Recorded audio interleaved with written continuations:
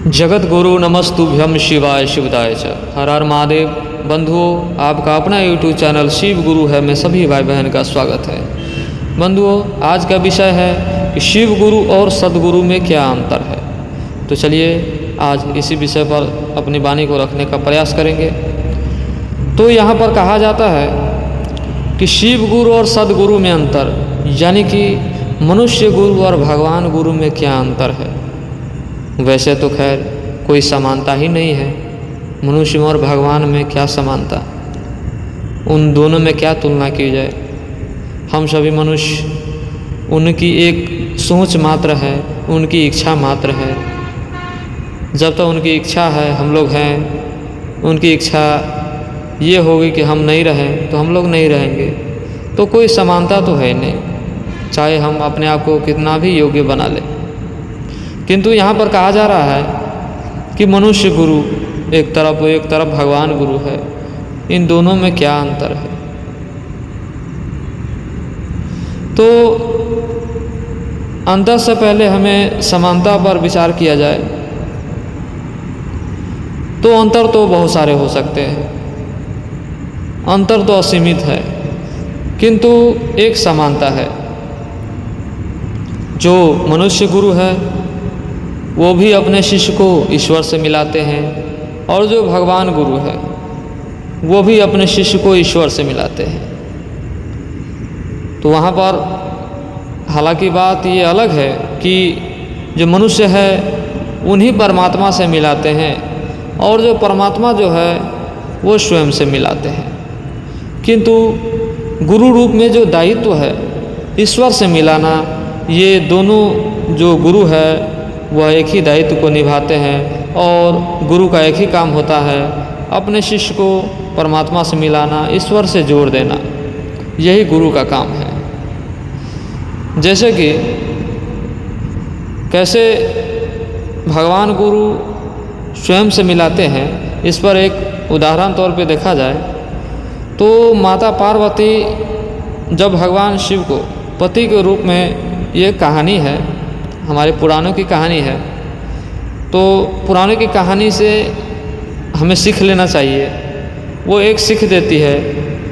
ये घटना हकीकत है या एक काल्पनिक है, इस विषय पर न जाकर हमें ये सोचना है कि इस कहानी से हमें क्या सीख मिलती है, और जिन ऋषि मुनियों ने इस चीज़ को लिखा होगा वह क्या संदेश देना चाहते थे, वह महत्वपूर्ण है, उस पर विचार करनी चाहिए।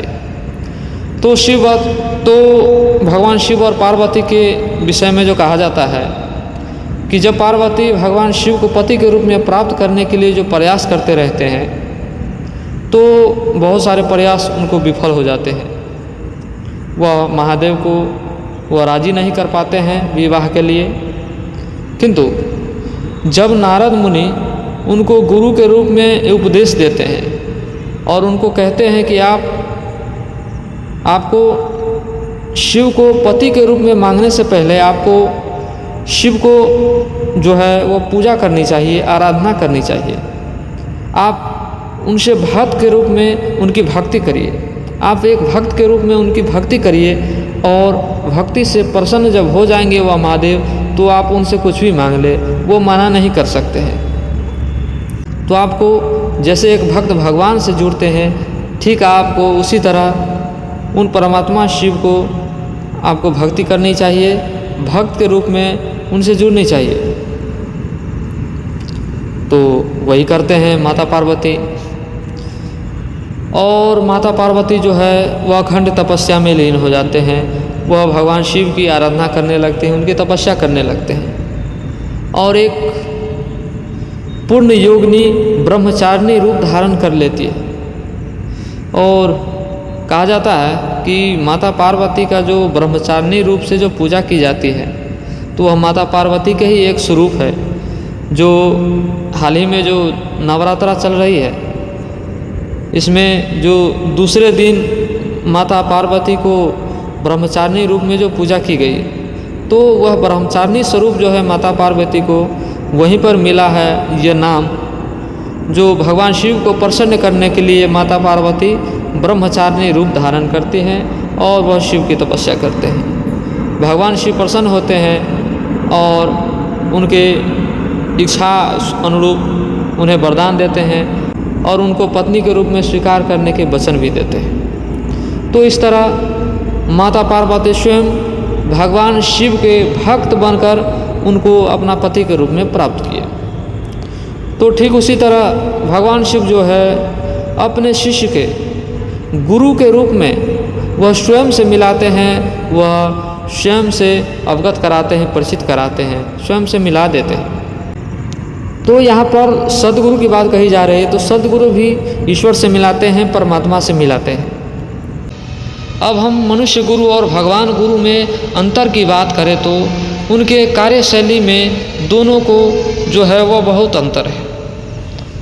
जितने बेहतर से बेहतर तरीक़ा से वह परमात्मा गुरु काम कर सकते हैं वह मनुष्य गुरु नहीं कर सकते हैं, क्योंकि मनुष्य गुरु जो है उन्हीं परमात्मा से लिया हुआ ज्ञान को वह अपने शिष्यों में डालते हैं, यानी कि जो ज्ञान देते हैं अपने शिष्यों को मनुष्य गुरु वह परमात्मा से ही मांगकर, यानी कि उन्हीं परमात्मा का लिया हुआ उद्धार की ज्ञान है जो अपने शिष्यों में देते हैं। किंतु परमात्मा के अंदर जो ज्ञान है वो स्वयं के ज्ञान है, यानी कि वो किसी से नहीं लेते हैं, उन्हें किसी से लेने की ज़रूरत नहीं है।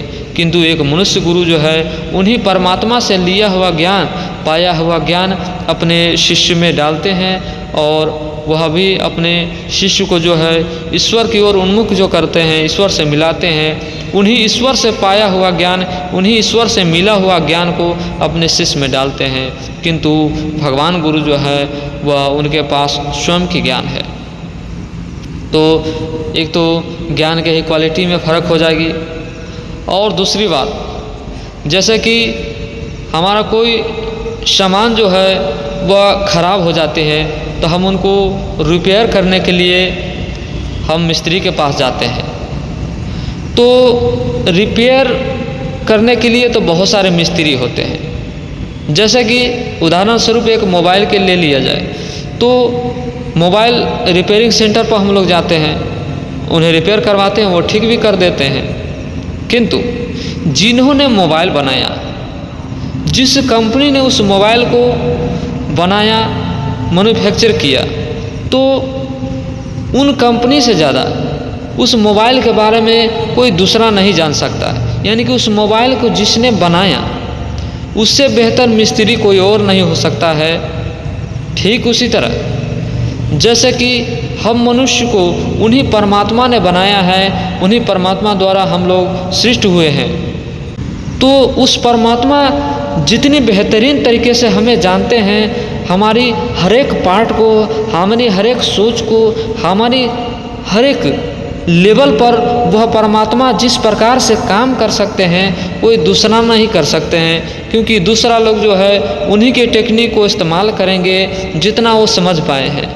किंतु जिन्होंने ये बनाया, जिन्होंने उस चीज़ को उत्पत्ति की, उससे बड़ा, उससे बढ़िया मास्टर नहीं हो सकता है, उससे बढ़िया रिपेयर नहीं हो सकता है, उससे बढ़िया टेक्नीशियन नहीं हो सकता है, जिन्होंने उस चीज़ को स्वयं बनाया है। जैसे कि एक और उदाहरण से समझा जाए कि कोई राजमिस्त्री है, उनको घर बनाने के लिए ईंटा चाहिए, बालू चाहिए, सीमेंट चाहिए, बहुत सारे उपकरण चाहिए, तब जाकर वो घर निर्माण कर पाएंगे।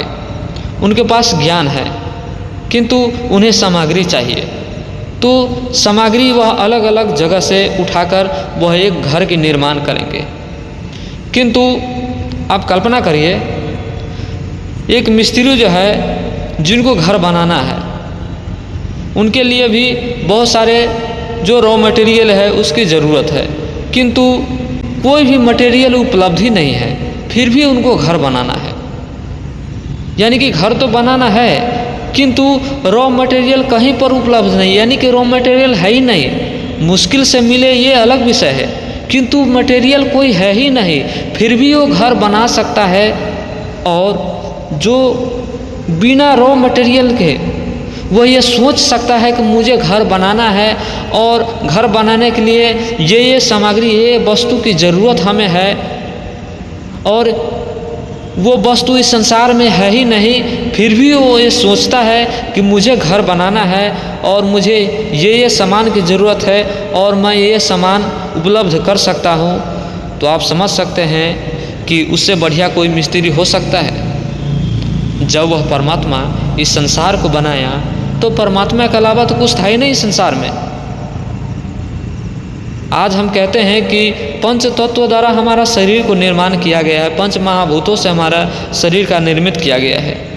किंतु आप कल्पना करिए, जब पंच महाभूत थे नहीं तब पर भी वो परमात्मा ने सोचा कि हमें एक बेहतर जीव को बनाना है, एक बेहतर प्रोडक्ट, जो कि आज हम मनुष्य है। सभी 84 लाख जीव कहा जाता है, सभी में सबसे परफेक्ट कोई यदि रचना है, सबसे कोई खूबसूरत रचना यदि कुछ है तो वह हम लोग हैं, हम मनुष्य हैं, हम जीवात्मा है।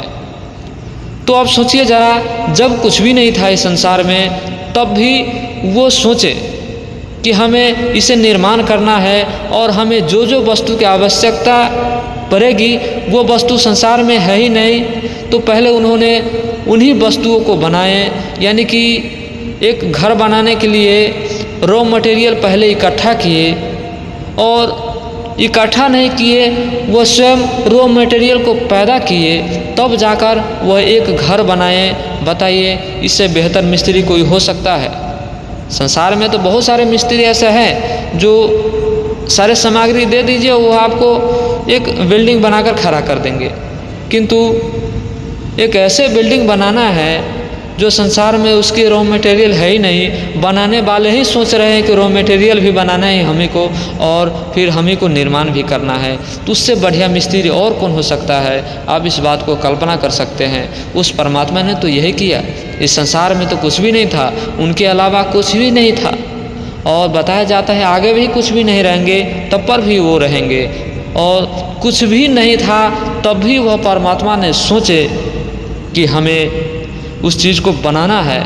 यानी कि एक इससे छोटी लेवल की उदाहरण दिया जाए तो मोबाइल जो है आज तो रिपेयर करते हैं, बहुत सारे फैक्ट्री है उसमें बनाई जाती है, किंतु सबसे पहले जिस व्यक्ति ने इसके बारे में सोचा, जब मोबाइल था ही नहीं, उन्होंने जो सोचा कि मोबाइल ऐसा होना चाहिए और मोबाइल को बनाने के लिए हमें इन वस्तु की आवश्यकता होगी।